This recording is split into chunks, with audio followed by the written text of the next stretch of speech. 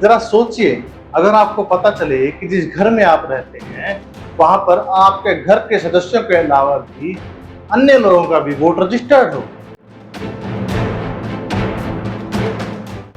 जरा आप सोचिए कि आपके घर पर हर 5 साल बाद उन लोगों की वोटर पर्ची आए जिन्हें आप जानते भी नहीं।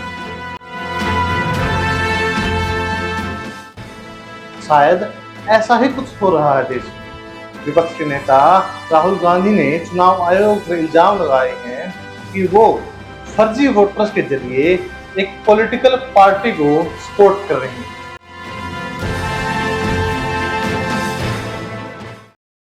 ये बात कहां से शुरू हुई, चलिए पता करते हैं। नमस्ते, मेरा नाम नीतीश चहल है और आप द पॉलिटिकल मूड देख रहे हैं। पिछले कई वर्षों से विपक्ष ईवीएम पर हैकिंग के आरोप लगाकर चुनाव आयोग से ये मांग कर रहा है कि वोटिंग पुराने तरीके से ही होनी चाहिए और ईवीएम का उपयोग नहीं होना चाहिए, और सत्तापक्ष इसे हर बार खारिज कर देता है कि यह तो विपक्ष का ऐसे ही रोना रहता है। लेकिन अब विपक्ष के नेता राहुल गांधी एक नया ही मुद्दा लेकर आए हैं। उनका कहना है कि उनकी टीम ने 6 महीने तक देश की एक विधानसभा सीट का जो वोटर रोल होता है उसकी जांच की है और ये पता लगाया है कि करीब 1 लाख वोट फर्जी हैं। फर्जी वोट मतलब क्या? फर्जी वोट मतलब वो वोट जो एक ही व्यक्ति 3 या 4 बार अपना वोट रजिस्टर्ड कर चुका हो और वोट डाल भी रहा हो। साथ ही ये वो वोट भी है जो व्यक्ति वहां रहता ही नहीं है और उसका वोट भी वहीं पर रजिस्टर्ड है।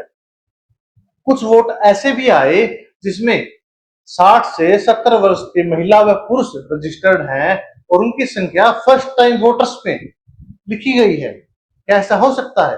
दावा तो ऐसा ही हो रहा है। विपक्ष के नेता राहुल गांधी ने एक प्रेस कॉन्फ्रेंस करके सभी के सामने प्रेजेंटेशन रखी और विभिन्न तरह के डेमो भी लोगों को दिखाए।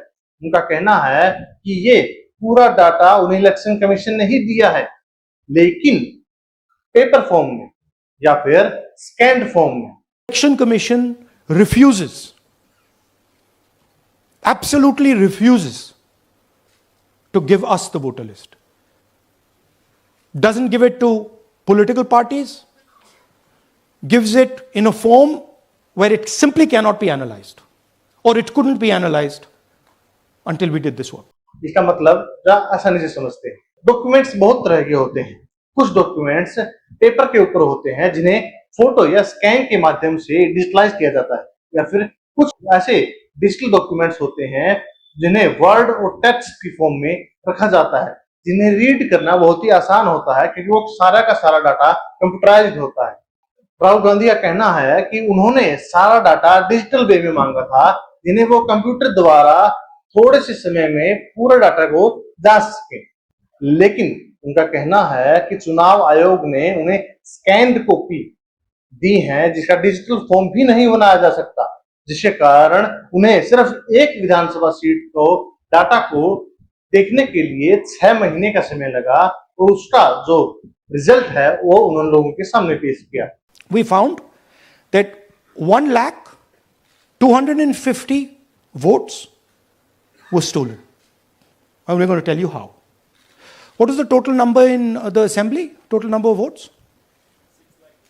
So out of 6,50,000 total votes in the assembly of Mahadevapura, 1,250,000 votes were stolen. Press conference के दौरान ही चुनाव आयोग की प्रतिक्रिया आई और चुनाव आयोग ने राहुल गांधी से लिखित में शपथ पत्र मांगा कि वो ये जो भी जानकारी दे रही हैं शपथ पत्र के साथ दें। लेकिन राहुल गांधी का कहना है कि वो एक शपथ लिए हुए सांसद हैं, उन्होंने देश के संविधान की शपथ ली है और वो किसी अन्य शपथ को नहीं लेंगे। Responses have come from Election Commission while you're doing this press conference. One is that the Karnataka CEO has said that will you say all this under oath? Will you be signing the oath and say this? Secondly, they have been saying I'm a politician. Okay. What I say to the people is my word. Right? I'm saying it publicly to everybody.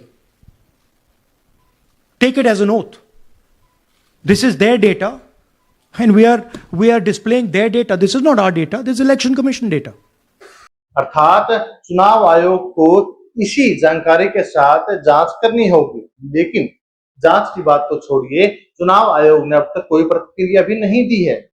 चुनाव आयोग ने अपने बचाव में भी कुछ नहीं कहा है, बल्कि भारतीय जनता पार्टी जो कि फिलहाल सत्ता में है, वो चुनाव आयोग के पक्ष में बोल रही है।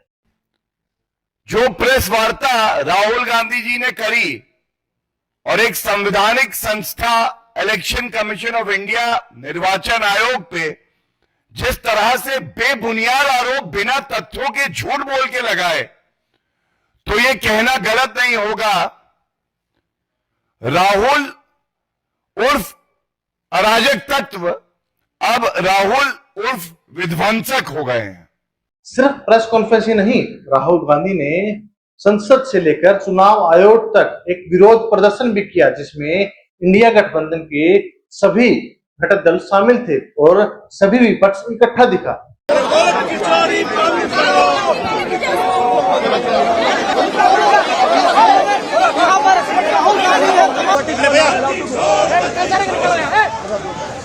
उन्हें वहां जाने से तो रोक दिया गया, लेकिन ये मुद्दा देश की सुर्खियों में फैल गया। सोशल मीडिया और अन्य माध्यमों से देश के हर कोने में यह बात पहुंच गई कि विपक्ष इकट्ठा होकर किसी बात का विरोध कर रहा है और चुनाव आयोग से जवाब मांग रहा है। चुनाव आयोग की ओर से जवाब कौन दे रहा है? भारतीय जनता पार्टी। जरा सुनिए। इलेक्शन कमीशन में जाने के लिए समय खुद मांगा और इलेक्शन कमीशन ने ये इंडी गठबंधन को बोला कि हर पार्टी से 2-2 सदस्य को भेज दो। 30 सदस्य को बुलाया, फिर जाता नहीं है। वो उनके गठबंधन में, इंडी गठबंधन में वो तय नहीं कर पाया कि वो 30 लोग कौन कौन जाएंगे। जब वो अपना नेता तय नहीं कर पाते हैं, प्रतिनिधि तय नहीं कर पाते हैं, फिर इलेक्शन कमीशन से टाइम मांगा क्यों है? अब वो खरगे जी बोल रहे हैं कि सारा अपोजिशन मेंबर जो वीआईपी है, तो 150 लोग क्या इलेक्शन कमीशन का चेयरमैन कमिश्नर का रूम में 150 लोग घुसेंगे क्या? ऐसा क्यों हो रहा है कि चुनाव आयोग खुद नहीं बोल सकता? ऐसा क्यों हो रहा है कि चुनाव आयोग इलेक्टोरल रोल की डिजिटल कॉपी प्रोवाइड नहीं कर सकता? कुछ समय पहले चुनाव आयोग ने जो वीडियो फुटेज है वो देने से भी मना कर दिया था। उनका कहना था कि सारी वीडियो फुटेज देखने में तो कई साल लग जाएंगे। कोई क्या करेगा ऐसे वीडियो फुटेज का? क्या ये जवाब संतोषजनक है? मुझे तो नहीं लगता। चुनाव आयोग का काम है निष्पक्ष तौर पर चुनाव करवाना, और अगर किसी भी व्यक्ति या किसी नेता या किसी पार्टी की कोई शंका है तो उसका निपटारा करना। और हमें यह सोचना है कि देश का लोकतंत्र किस ओर जा रहा है। आप हमें जरूर बताइएगा कि आप इसके बारे में क्या सोचते हैं। आपको क्या लगता है कि क्या चुनाव आयोग सही है, या फिर कांग्रेस पार्टी ने और राहुल गांधी ने जो मुद्दे उठाए हैं वो तथ्यजनक हैं और उनके ऊपर विचार होना चाहिए? देश में लोकतंत्र के लिए हर चीज का जवाब उन लोगों को देना होगा जो जवाब देने के लिए किसी पद पर बैठे हैं। आप हमें कमेंट करके जरूर बताइए कि आपकी इसके बारे में क्या राय है। नमस्ते, मेरा नाम नीतीश चहल है और आप पॉलिटिकल मूड देख रहे हैं। धन्यवाद।